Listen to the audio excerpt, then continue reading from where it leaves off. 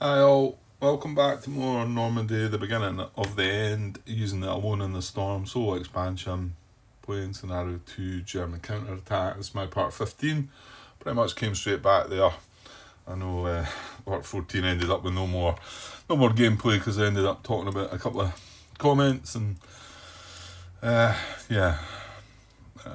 talk too much obviously, it goes on a bit, doesn't it? Anyway, well, let's get this kicked off. So it's the AI to go. Now they've got this company's activated, so they're done. This company's done. So actually, this activity level marker, that's Eggers. That can go up here now, can't it? That can actually go up here now that we've found him. Because he's up here somewhere. Yeah, he is. But then he's had his activation anyway, so that's going to come off. But it's just to get off the map. I can't put that one up because these are one of the Kickstarter ones, weren't they? I think. Yeah, they're the Panzer Grenadier mechanised, weren't they? I think. Yeah, and he's a C, and there's only the A and the B, so he was a Kickstarter, so that's why I can't move that. So they two companies. Remember, they've got 5 companies. Well, companies or intel markers. They've only got one intel marker left, the mortar one there, and the other 2 companies are the airborne here, and these were the SS, weren't they? So. Well, yeah, we're just trying to find priority to who's going to go next, isn't it? That's what we need. We need the priority chart, and just thinking there was something on my mind there, but can't think of what it was now. Just watching back stuff earlier, or maybe I watched a couple of parts back today, so released part, I don't know, was it 10 and 11 or 11 and 12 or 10 and 11, I think. Okay, maybe I'll come out of it. So, priority-wise, we just need to find who's going next. So there's 3 different options. One's an intel marker, and then there's 2 other companies, and the other 2 are finished. So there's nothing routed, nothing with a 2 actions marker. So AI forces without reaction markers, all the ones that are able to be activated don't have reaction markers. So up to 3 hexes away from an objective hex not controlled by AI forces. Up to 3 hexes away from an objective hex not controlled by AI forces. I don't think so. So that one down the bottom was a target before, because this is not controlled by AI forces. But I mean the next objective hex down.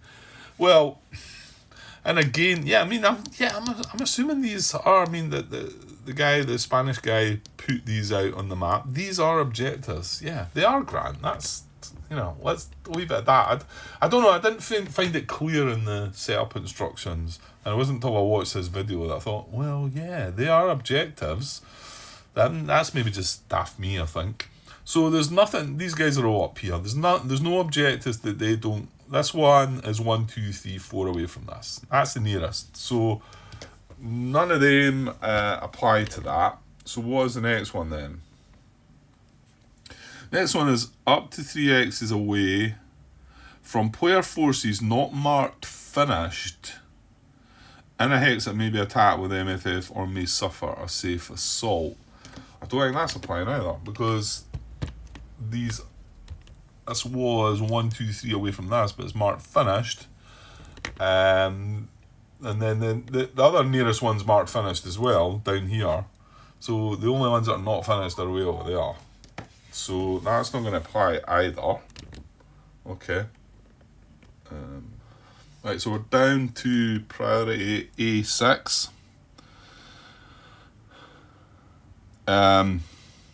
Up to 3 hexes away from player forces marked finished in a hex that may be attacked with MFF or may suffer a safe assault. And take note here, this is I think this one's going to apply, so we're going to possibly coordinate as well. So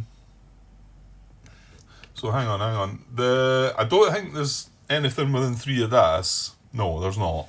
But however, there is. This is within 1, 2, 3 of that. This guy. So just him. So it's just the airborne that are now here's this is the thing I talked about before. If the officer was in that hex, but his platoons were in that hex within 3, I think that's still a go, isn't it? But it turns out the officer's there as well, because he's the one that does the activation, you know. But he is within 3 of that, and it's marked finished. Now what was the other bit? Up to 3 hexes away from player forces, marked finished, in a hex that may be attacked with MFF. Well, can that be attacked with MFF, or may suffer a safe assault? Quite possibly may go for an assault there, because that's on the road. Yeah, I mean, I would think this is possibly a safe assault, because these are finished. 1, 2, and then 3 into the hex. Let's just check for MFF. Well, he's in a built-up area, so it's got to be a 10 we've got, and we're at range 3, so we're going to, I don't think we're going to, are we? Yeah, I mean, we've only got 6 and 5. We've only got 11, but it's going to be halved because we're at range 3. So that is not MFF. So, however, in a hex it may be attacked with MFF or may suffer a safe assault. Right, let's find something that talks about safe assault again. I've got it on these charts, isn't it? But there's safety assault requirements here on this assault order flow diagram. So to be able to carry out a safe assault, we need safe movement requirements are fulfilled, which means the player may not react to the AI movement. So if we move this platoon, or these 2 platoons in fact, they've got 5 movements, so it'll be 1, 2, then they can carry out the assault into the hex. It's along the road, it's going to be another 1, and I mean, it's 1 along the road. I think I'm trying to think, some games would say that this wasn't 1 to move into it because there's enemies in the hex, but I don't think that was quoted anywhere. What game am I thinking about? I think there's probably quite a few games that are like that although you're moving along the road, if you're entering an enemy hex to attack them, you would maybe count the movement to enter the... Well, you know what? That's built-up area anyway. I think that's still a 1 anyway for... Yeah, a built-up area is just a 1 for movement anyway. I'm not sure if you know what I'm meaning there, but... so that would be... Yeah, they'd both be able to move into that, and there's nothing that could react. And if we... Well, hold on. Let's just be careful here. Let's just be careful. These are just infantry. This is a machine gun. Yeah, it's only got a range of 3. But it's all they're behind the bocage here, you know. Maybe that can see up. Hang on. Yeah, I actually think that it's possible. I've not really studied it fully. It's possible this machine gun's got line of sight, but we're talking 1, 2, 3, 4, 5, 6, 7 hex. It's when he moves into there. And it's 7 hexes, and he's only got a range of 3, so he can double that up to 6. So that's going to be out of range. And then if this happened to get closer, this would be then behind the line of sight anyway. Thinking about this mortar though, right? Under here. It's got a range of 8. Now, it's not got a line of sight because it's behind all the bocage here. Yeah, and it needs its officer to be able to spot for it. So the officer needs to have line of sight. So I mean, if it so happened, the thing is, how do you get that? Because the officer's got a range of 1 to be able to activate the unit. So they've got to be really quite close together anyway to do that, haven't they? Yeah, because I was thinking, like, I mean, this officer could be here, right, and have line of sight on this hex, right? But the mortar would need to be adjacent to it, wouldn't it? It could be in here, behind. It's not got a line of sight. I mean, that's the purpose of it, I think, you know. And obviously, if the officer had a command range of 2, then he could be there, and the mortar could be in there. You know, that's I mean, okay. And then this other thing's the same rule, isn't it? So yeah, I don't think they can react. So that was safety movement requires taken care of. So the other part of the safety assault requirements are that hand-to-hand combat and armor support. Well, it'd be hand-to-hand. The odds ratio is 1 to 2 or higher. There you go, armor assault, anti-armor assault. No. So it's going to be hand-to-hand. So if it is going to be, to get the safety assault requirements, we need to have a hand-to-hand combat of odds ratio 1 to 2 or higher. Now, if this, I mean, this is part of the company as well. AI Force. I'm not sure they'd be crossing the blockage into a clear hex. So, in actual fact, that'd only be 1, 2 for them. 3, 4. Yeah, they can move in as. Now hold on, not the machine gun. Machine gun's only got 4 movements, so it would get left behind. But I guess I'm trying to work out the ratio here, the hand to hand. So we're going to have 5. And then, no, it's assault values, Grant. So that's the number there. He's got the little red 4 as well. So he's the one with the minus though. So that's 3. And then R4's 7. Then I want to say we're getting this for 11. So we'd be 11, however, against, they're going to be 12, aren't they? 4, 8, 12. One of them's got to be red 4 as well. So it's going to be 11 to 12. Now, where's it helps us out with that? So, attacker. Yeah, here's the odds chart, which I thought was good because I'm rubbish with working out these numbers. So, let's just see. I mean, it's probably quite clear to you right now that this is like either not going to happen or going to happen. What did we need? 1 to 2. So attacker value would be 11. Defender value would be 12. So it's right along there. So it's 1 to 1. Yeah, it is 1 to 1. It's near enough 12 to 12. So it's 1 to 1. So it would needed to have been 1 to 2 or higher. So that means that's a no, isn't it? Yeah. And the machine gun can't help. And to be honest, it would needed to have, against a 12, I would have needed to have, hold on. Oh, am I doing that wrong? Is that higher? I think it is, isn't it? Hold on.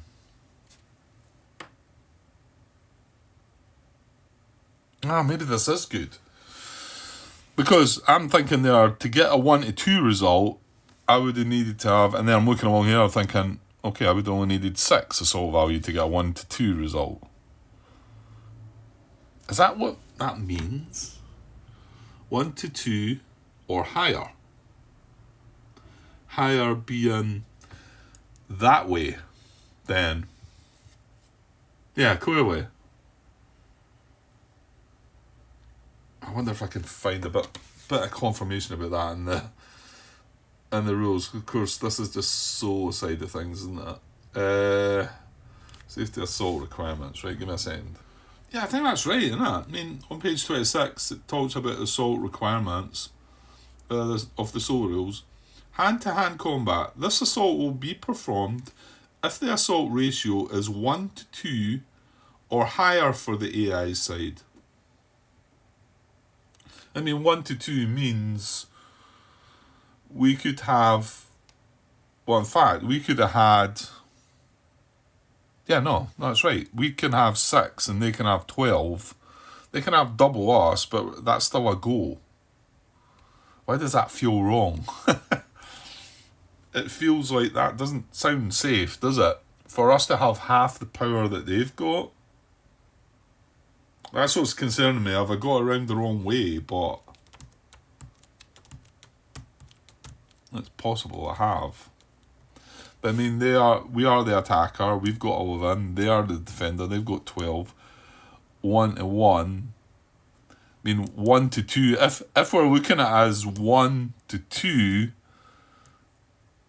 or higher, then that is higher than 1 to 2. 1 to 1 is higher.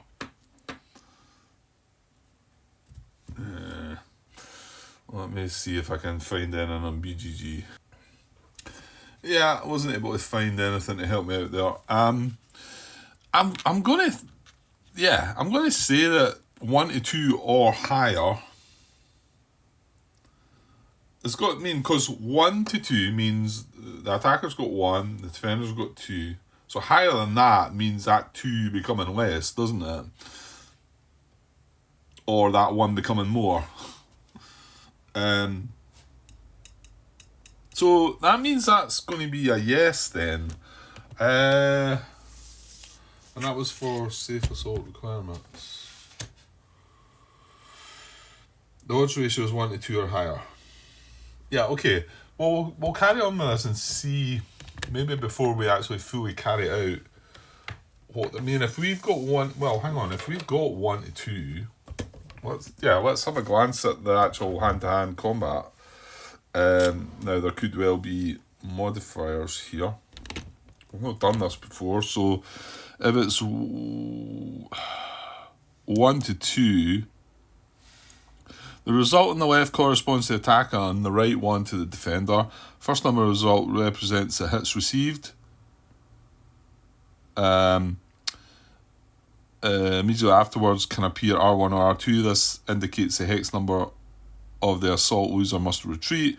The result contains no R. It means that the assault continues and the special continuation of assault rule must be applied. I did see a question on that where the guy was asking about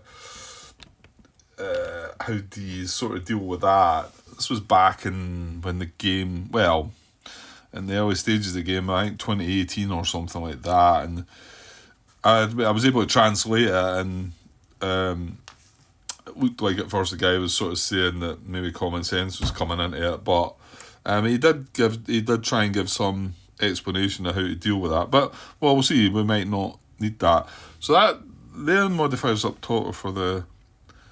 So infantry and weapons assault value chart dial modifiers. Well, yeah, this is it. I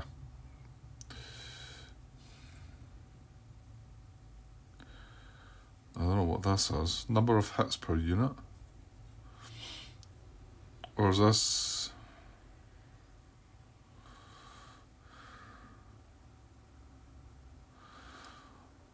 I'm not sure what that is. This looks like modifiers here. So we've got attacker morale 8 or more for -1. Charging cavalry. Defender morale 6 or less -1.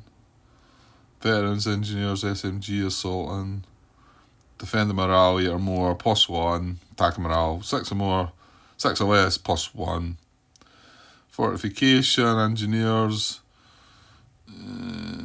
Defender entrench, built up area, which it would be.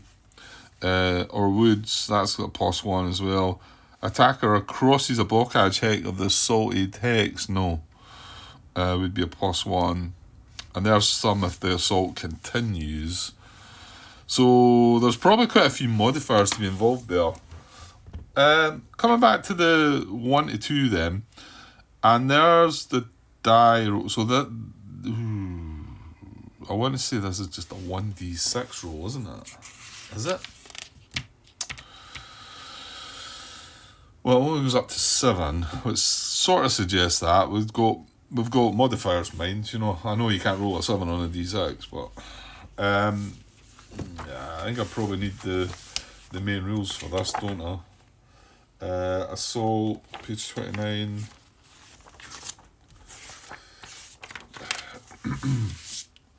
Goes assault, resolving assaults.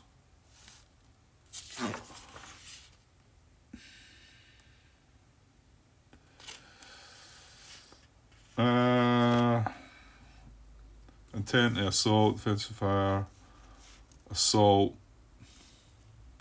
Each player adds up the assault values of his platoons. Yeah, attacker makes a roll 1d6, applies the modifiers. Yeah, there's a bit of procedure to go through there. I suppose I was just wanting to glance at the possibility of what's going to... I mean, I could see a couple of -1s, a couple of +1s. Let's just say if there was no modifiers and we had a 1 to 2 on a d6, let's just say we roll a 3 then. Well, the lower the better, isn't it? So, yeah, even a 3 is bad for the Germans. Because it's the first number is the number of hits received to the attacker. Is it? No. Result on the left corresponds to the attacker and the right to the defender. So you can see that the only result for them is a 1. Really. A 2 is a step loss each. A 3 is a step loss to the Germans. A 4 is a step loss to the Germans and they have to retreat. That's step loss and retreat 2. That one's a 6, interestingly, is a step loss each, and they've got to retreat 2. And if for some reason we got a 7, 2 step losses to the Germans, that means they wouldn't retreat and the assault could continue. It doesn't feel like good odds for them.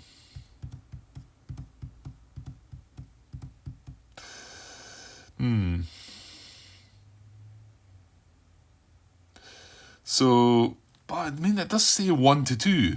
1 to 2, that's it there. 1 to 2 or higher. And we had 1 to 2, wasn't it? No, we had 1 to 1. But I mean, 1 to 1's higher. Oh, hang on. Yeah, we had 1 to 1, not 1 to 2. So it will take a chance with that. However, we've got that, which is a bit more... Yeah, that's a bit more doable, isn't it? Because they get a die roll of 1 or 2, remember modifiers, then they get the Americans retreating. Yeah, and it was a 1 to 1 result, wasn't it? Okay. Yeah, because we had 11, they had 12, 1 to 1. Okay, we're going to say that's a yes then. Oh my. Right, so where exactly are we, Grant? We were on A6. So, up to 3 hexes away from player forces marked finished in a hex that may be attacked with MFF or may suffer a save. I mean, I've went through all that, and all we're doing is seeing who's going to activate first. Who's the priority here? And that's all that's to decide. That's not saying they're going to do assault. We've got a die roll possibly, and we've got a flowchart to go through. Oh, that was the thing. That was the thing I wanted to say. In fact, I made a comment on that. Well, could we hold it for a minute?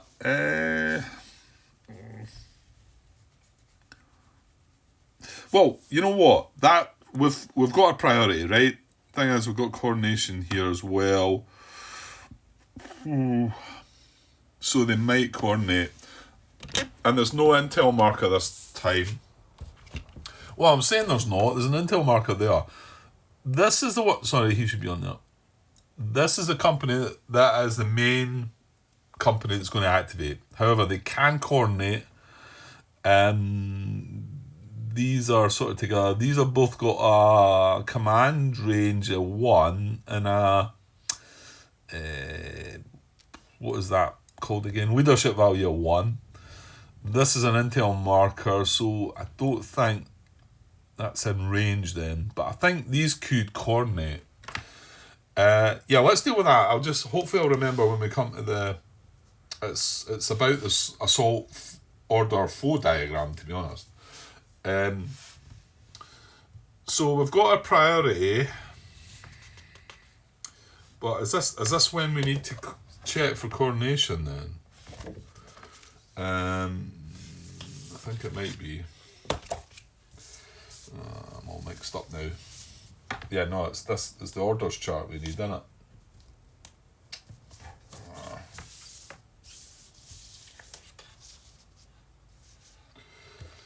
I think. Oof. Yeah, I think so. Right, let me get this in the book, because I don't know when we do this coordination. I'm forgetting things now already. That's going to happen, because it's this going on. It's not really flowing, is it? I'm okay with it, but it's not really flowing. Right, okay, so just reading this Officer Coordination Rule 11.2 on page 24 of the Solo Rules. As described in Chapter 7.1, each activation priority rule may involve supporting forces. The support force is an additional force that complies with the rules for officer coordination, and in brackets it's got the distance between officers, and that may be activated at the same time as the main force. If several officers may be selected as a supporting force, choose the one with closer officers to the main force or intel markers. If several options, choose randomly. Right, so if this was a possibility, this one's closer. So this one's the one that we're going to consider for officer coordination. The AI side may coordinate up to 2 officers according to the activation priority chart B. Was that what I was looking at? It was, yeah. So we do have 1 to 2. It does say 1 to 2, so we can do 2. An AI company may use officer coordination with an intel marker if that intel marker is located within 2 hexes of any in-command platoons from that AI company. Same thing happens when an intel marker tries to coordinate officers with an AI side company. So that is in range, actually, but the first rule there said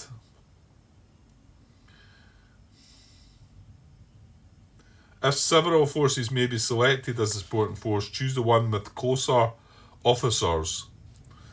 So, although that is applicable, that one's closer, like I've just said. So, one intel marker may coordinate officers with one other intel marker. Right. Several AI forces qualified. Choose the one closest. Right, done that.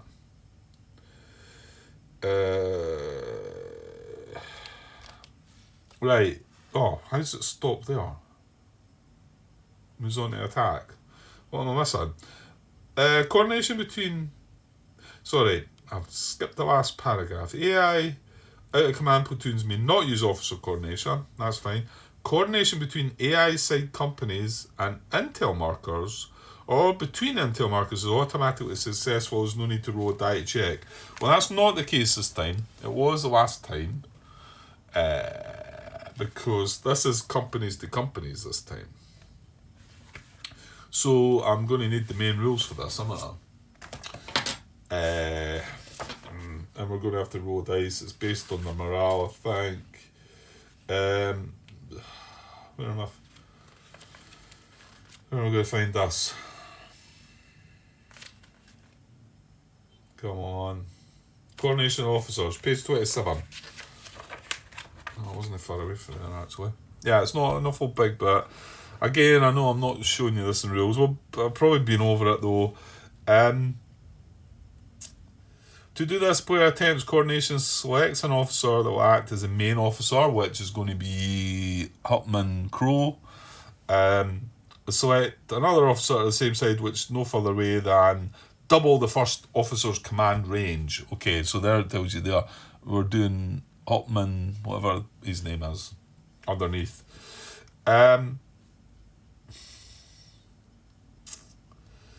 Selecting officers marked as finished is not allowed.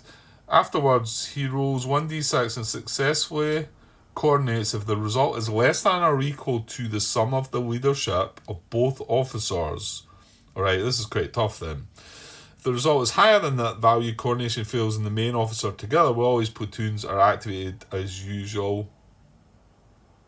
If the result is higher than that value, coordination fails and the main officer... the main officer. The other officer is not activated and thus remains available for activation later in the same game turn. If the coordination roll is successful, the player may activate both officers together with all platoons under command at the same time. Modifiers to try and coordinate different actions on each side. Right, the modifiers here are...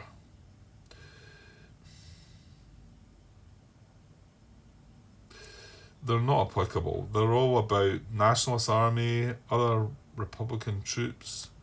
Why is that so... Is this wrong? Republican Army factions and factions in the National Army. I wonder... I mean...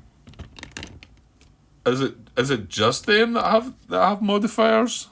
I mean, it might be. Or is this just for not this version of the game? These are all... Well, I'm saying they're all. These are... That's Spanish, isn't it? Spanish. I'm looking at the flags, so I might be getting them wrong. Italian, maybe? Well, it tells you there, Grant. Italian. Well, it doesn't tell you these ones. Spanish. I don't know. Belgium? Maybe? I'm guessing now. So that's all the ones that are there, but they look like they're all from maybe one of the other games in the series.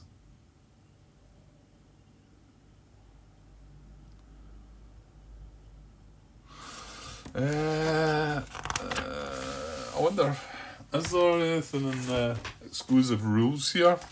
Hang on. No, I can't see. One of the online rulebooks that I've got up there, version 2.1, has this the same, and I think it's obviously this is a copy of that. And the other one does not have this, and it has an example of coordinating officers. My guess is if I look up my old rulebook, that might be it might have something similar. It might have the example in it, but yeah, it is. See, this is weird. This is version 2 of the rules, coordination of officers, and there's a couple of examples here that shows you how to do it. It's not in the newer rules, and then we've got this, which is, I don't know. Okay, I'm going to say we've got no modifiers. None of these apply to the game we're playing, but whether there should be some modifiers here to what we're using or not, I don't know. So I'm going to roll a d6, and if there was a leadership of both officers, well, it's 1 and 1, isn't it? Remember, that's the red number in the yellow circle. So their coordination, hang on. Right, sorry, I got called away there. I was just trying, before I hit back, record again, I was wondering where I was at. I think we were about to roll a dice to see if these guys coordinate. I feel like that's where I'm at. I didn't want to, because the video was just paused there, I didn't want to stop it and look. I've been away for a couple of hours or so. Yeah.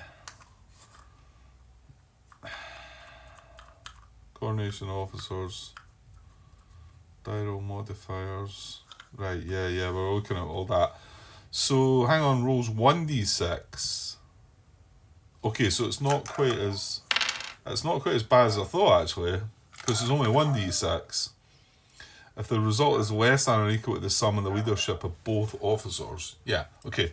I think that's what I was just talking about when I got called away. So the leadership of him's 1, leadership of him's a 1.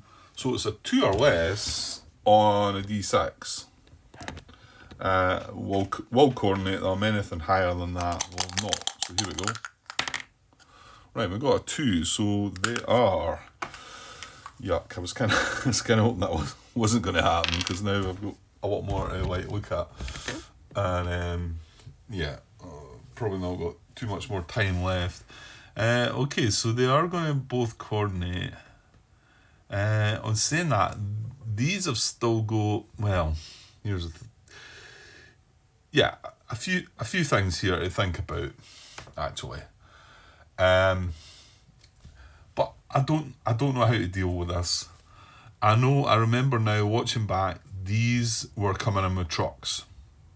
Right, because they weren't mechanised, motorised, they came in with trucks. I just don't know how to deal with that. I mean, these ones we've talked about already. They're in a well, actually, that's not true. I was saying they're in a hex that they can't move with trucks. They probably can move round. They can't move through bocage with trucks.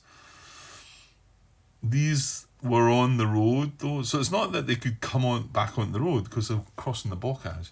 These were on the road, the trail, and yeah, I kind of feel like I want to have them in the trucks, but what they're wanting to do right now, once we get around to finding their orders, we've already talked about, can they shoot this with MFF, can they assault it safely? And okay, the answers to both of them were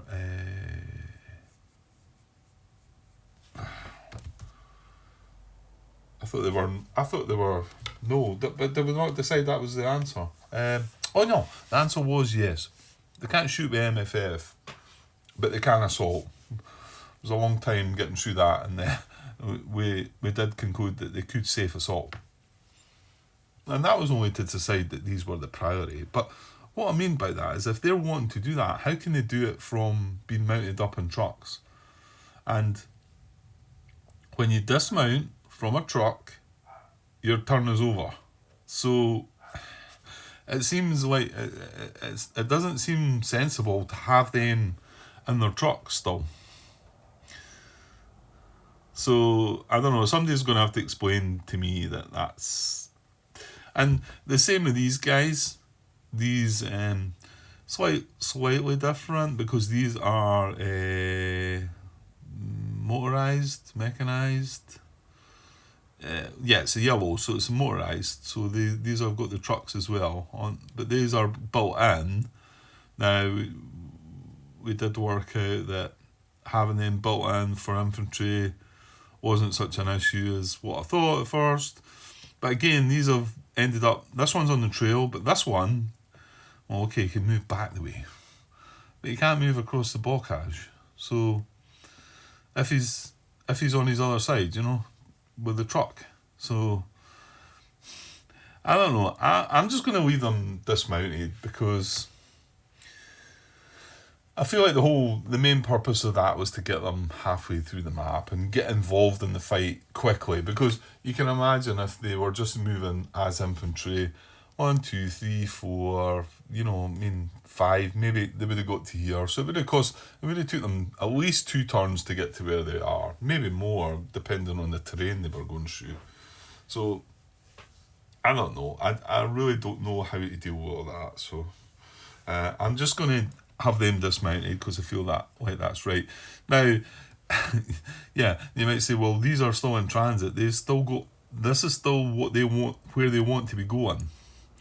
And yeah, they're not going to be able to do that in a truck because that hex was a target hex, and it still is, I believe, but it's completely surrounded by bocage. So again, it makes no sense them having been mounted up in trucks, really. Because as soon as they dismount from their trucks, they're finished. They're marked finished. So okay, right. So these are going to all coordinate. Okay. What do we do now?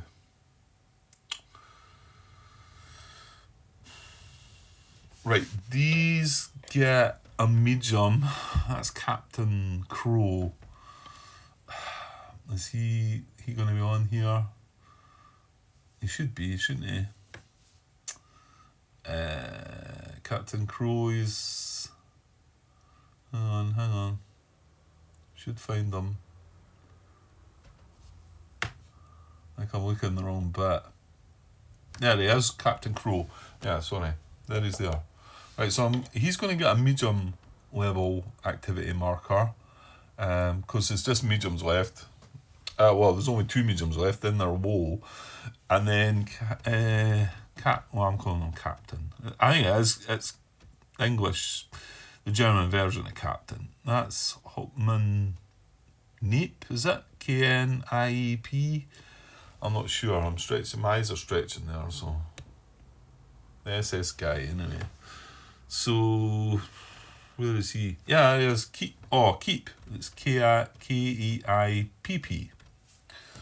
And there he is down here. Yeah, SS Heavy Weapons Motorised. So he gets a medium as well. Right, so they've both got medium activity. No, that's right. That's right. Now, these still have an order to move to there. So that doesn't change as far as I'm aware. But these are going to have to be given an order. So that's what we need to do next, I think. Let's find the order for both the, for that whole company. Now we've got, actually one of these has a step loss, isn't it? Yeah, the guy down below is a step loss. So that's a platoon with a step loss and a platoon without. And that's 2 platoons without. And they don't have orders. Medium activity level, rush, so offensive, medium in this area here. So one of them, well, let's deal with the one with the officer. One of them is going to be a platoon without losses. One of them's going to be a platoon with 1 step loss. Now, yeah, these 2 are within 3 of a player platoon. So these 2 are going to be looking, well, one of them's going to roll on that, one of them's going to roll on that. Is that right? Yes, I believe so. Okay, and modifiers. At least 2 non-rated player platoons located up to 3 hexes away. Yes. So they're going to get a +1 for that. -1 for each hex with an intel marker, or at least 2 AI platoons located within 1 hex. That's a yes as well, isn't it? Right. I'm not maybe showing you that. There's 1, 2, 3. There's the 2 non-rated player platoons, and there's the 2 adjacent friendly platoon. At least 2 AI platoons located within 1 hex. So a -1 +1. So, and that I'm rolling for the, first of all, for the non-step loss guy, which is going to be here. So a 1 to 5 is going to assault, or a 6 to 10 is going to attack. Right? 3. That's assault, isn't it? Right, so he's going to assault, and I think we can do that. So let's roll for the other guy who's going to roll on this one because he's got 1 step loss. Again, no modifiers. 1 to 3 assault, 4 to 10 attack. 10. Thumpy, but... So he's going to attack, the other guy's going to assault. Yeah, I think that's right. Because we've got to check each individual platoon, right? So... we need an assault order and an attack order. Okay. So it was the step loss guy that's doing the attack. So he's the one down the bottom. So we've got an attack here. And then this guy is doing an assault. Right.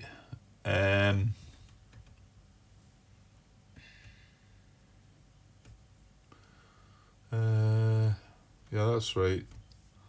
Okay, so, and then rolling on these 2, well, these are 2 together, but remember 1, 2, 3, they're 4 away, so, and, is that in their line of sight? No, because that blockage is it? Oh no, it's not. Oh, I don't know if they've got line of sight actually. They're not up to 3, so hang on, because this hex side is not bocage. See? So do they see them? Done it the right way, Grant.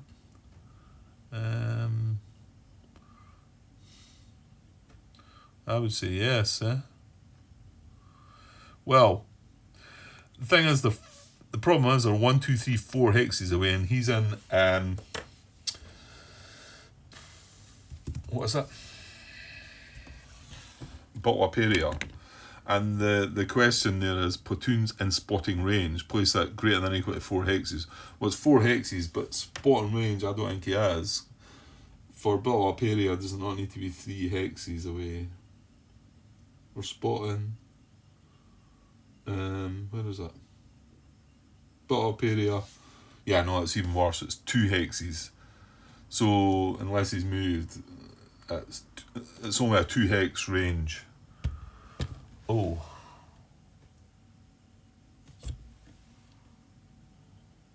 Well, yeah. I was just about to then say, well, hang on, what about the other guys that were 3 hexes away? But it doesn't say, it's worded differently, isn't it? This is up to 3 hexes to play a platoon. Doesn't talk about spot and range, doesn't talking about line of sight even, to be honest. This one says spot and range, which to me means within range, spot and range and line of sight, I believe. So he's not within that. So he's going to be out of spot and range. Let me put these guys back before I forget. Yeah. Right, so the 2 platoons together though are going to do the same thing. So out of spot and range, platoons without losses, so it's going to be oh no, hold on. They're not going to have the same modifiers. They're going to have a -1 to this. Because they're not going to have +1 for each hex with at least 2 non-ready player platoons located up to 3 hexes away. I was forgetting it's for each hex. But there was 3 non-ready player platoons in the hex, so yeah, that was still just a +1. But they're not going to get this +1, but they are going to get the -1. Yes, they are. They are going to get that because 2 AI platoons located within 1 hex. So there's going to be a -1 on this, and they need, well, it's a 1 to 3 for assault, 4 to 10 for advance, with a -1. This is same order for both of them. So we've got a 7, -1's a 6. Out of spot and range, platoons without losses, medium activity. Yeah, so they're going to advance. Right, so they get an advance order. I'm going to put a marker on this as well, because I get the feeling I might run out of time here. Yet again. That was retreat movement, defensive movement. Just need an advance movement, please. Right, hang on. Right, found one. Advance movement. That's these guys. Now, if they have the same symbol, does that matter? Or are they all different? They must all be different, surely. That's a yellow triangle, that's a red star. Right, okay, so that's them being given their orders, not their actual targets, and I suppose I'm still not sure here if I should be, he's got an attack order, he's got an advance order. Should I be dealing with their target first? Probably, shouldn't I? Yeah, this is just me not quite keeping up on top of things, isn't it?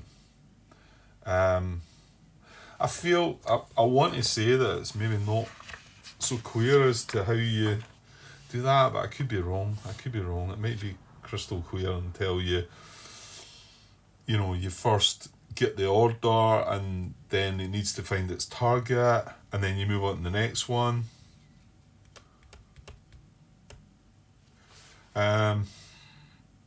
Unfortunately, I just don't feel like I've got the patience for that now. So I'm not so sure it matters as well. And I think we just need to get this part wrapped up because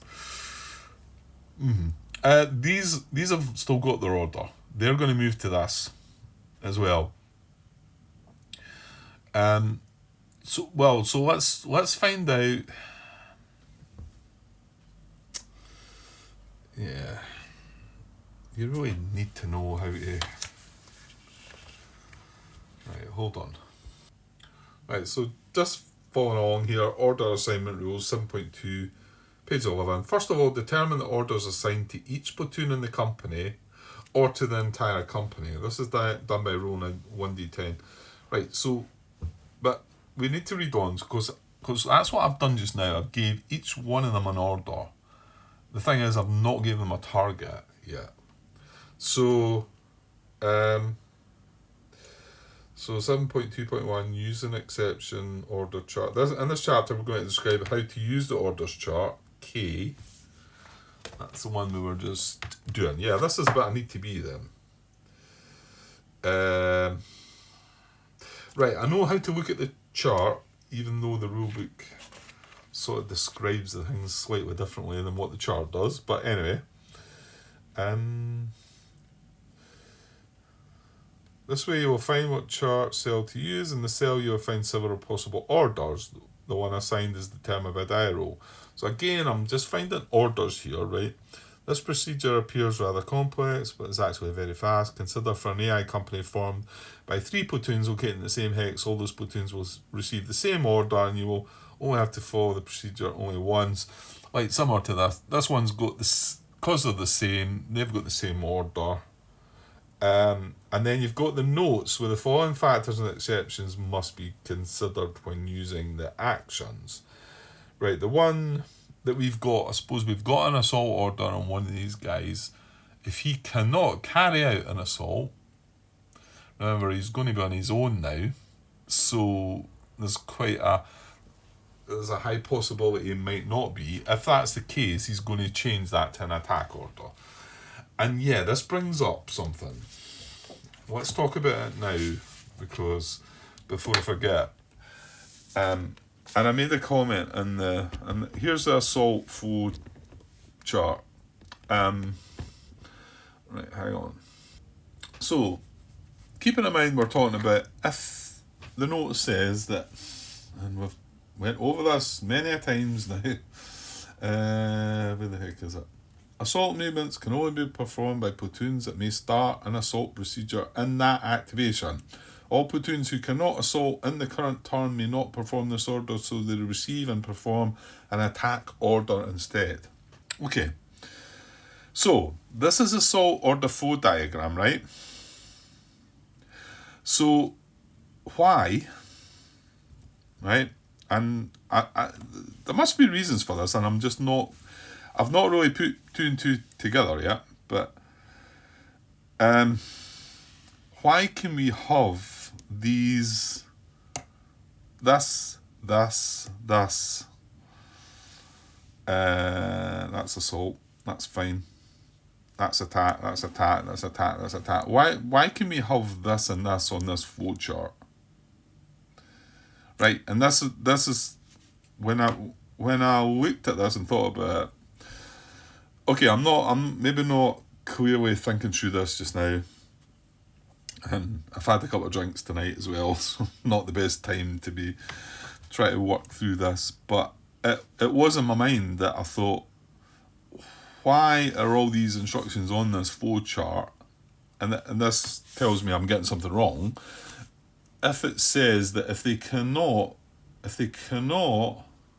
start an assault procedure in that activation, all platoons who cannot assault in the current turn may not perform this order, so they receive an attack order instead. So if I cannot end up here, right? In fact, if I cannot end up here, then I'm going to end up here. These are all applicable because these are sending me to attack. But to be honest, the note there says that if I cannot end up here, I should ignore everything else and just go to attack. And I shouldn't be able to end up here or here. But I must be missing something there. And that's why I feel like I maybe should be going through this flowchart. And it's when I think I went through it once on... It was the bit I made the comment on the header, anyway. Because I thought, well, why are all these instructions here if you cannot... And bear in mind, this flow diagram is only for assault orders. It doesn't like where the one that does different defensive movement and advanced movement. This only does this. So if it cannot assault, it's going to get an attack order. So it's not going to be looking at this flow diagram. It's going to flip over to the other one. Is this attack? There you go. If it cannot assault, it's going to come across to this diagram, surely. That's what... But I'm clearly missing something there. Because why are all these instructions on this? So I'm missing the obvious here.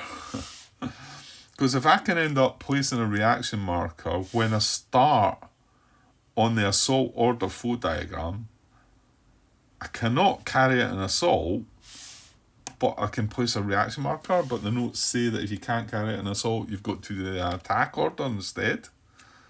So clearly missing something here.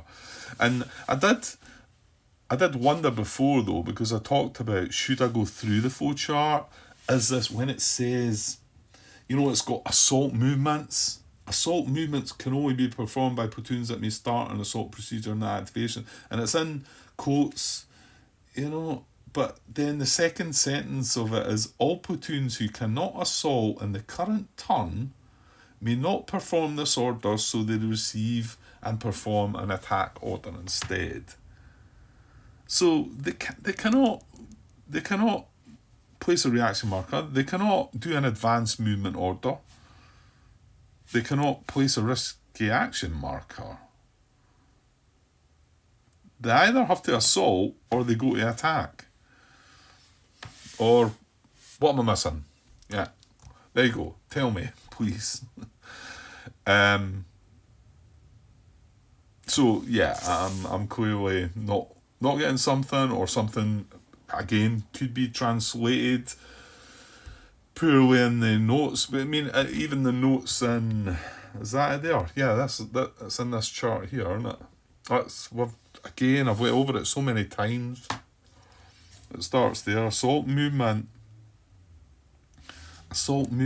may only be carried out by sections that can assault in that same activation.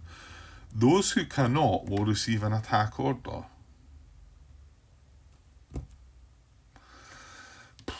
I don't know. Why are all these things here?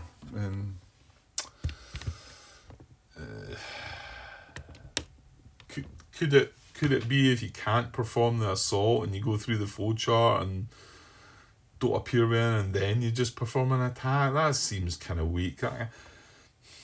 It's surely stronger than that. But the flowchart doesn't match up with a note that says if you get an assault order and can't do it, it changes to an attack order. That doesn't match up for me, unless it's just me. And yeah, I've been there before, and that does happen. So, okay, 58 minutes. I've ground it out. So yeah, what I was trying to do was, I'm running out of time. So it said, right, I've lost my page. Where am I? Hold on. Yeah, I jumped the page. Right, no, that's okay. The procedure appears rather complex.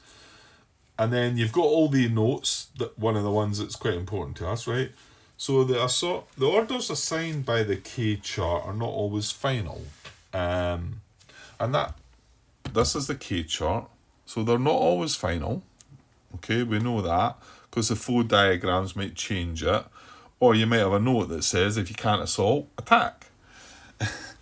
Anyway, these correction factors prevent the outside from performing illogical or even suicidal actions. Yeah, what I'm trying to find here is how you set up the targets. Once you've got your orders from the orders chart, of course. Right, and is there any order that you do them in? No. I don't think so.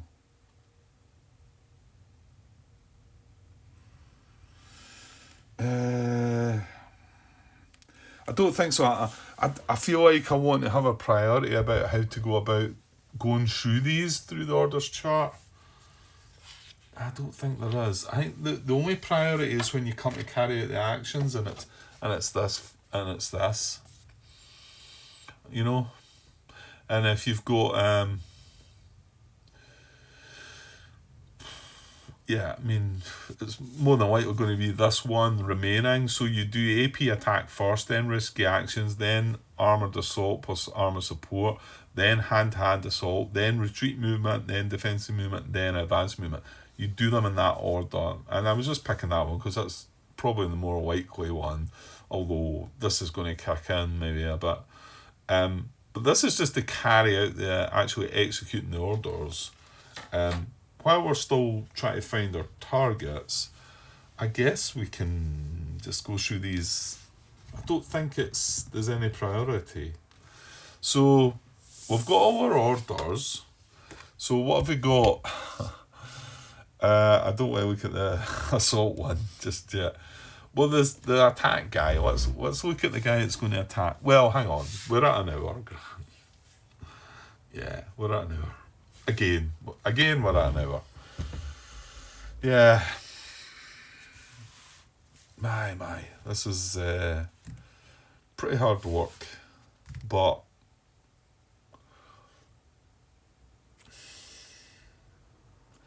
yeah, I feel like I'm starting to make far too much of this, and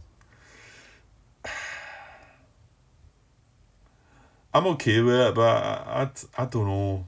Every video going by is like, it's an hour before I've done hardly anything. I want it to start flowing and it's not. But am I not enjoying it? I'm getting frustrated, but I'm still wanting to make it happen, eh?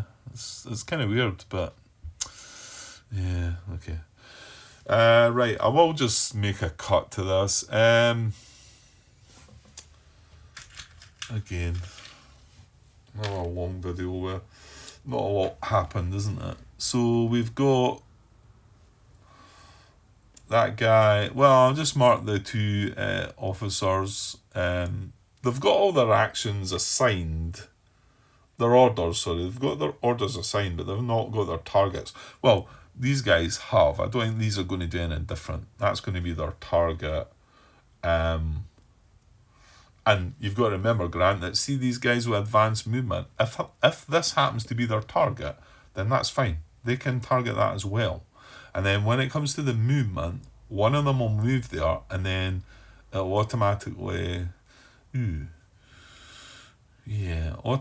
remove their order. But yeah, that sounds a bit iffy, eh?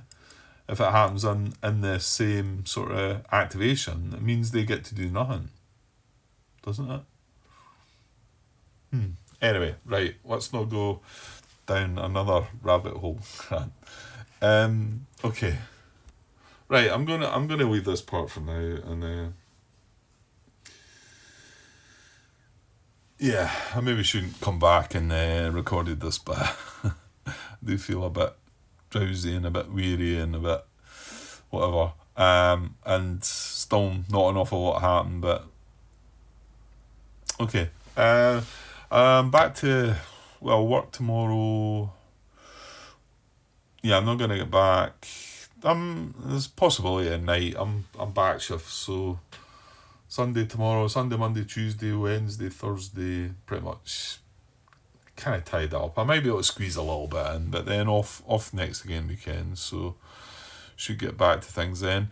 I do plan on trying something else as well, which is dangerous when you've got two games behind you that are still set up on the table and halfway through.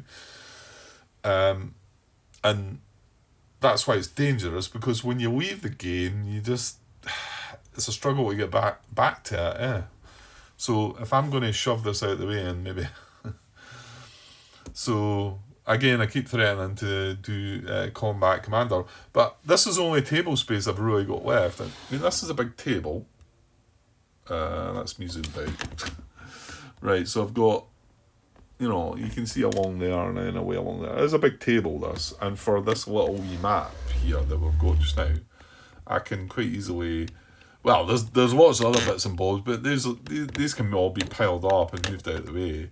And I mean, it was more a thought of set up and play it myself a little bit, the Combat Commander thing, just to see how it goes. But if I get the time to do that before next weekend, or just before next weekend, and think, well, let's press record and give it a whirl and see what happens. But I don't want to give up on this as well, and I feel like if I do start something else, I might just sort of say, look, this is too much like hard work, and let's move it on. But it's a shame. I think this has got something really good in it. Just it needs, it needs something.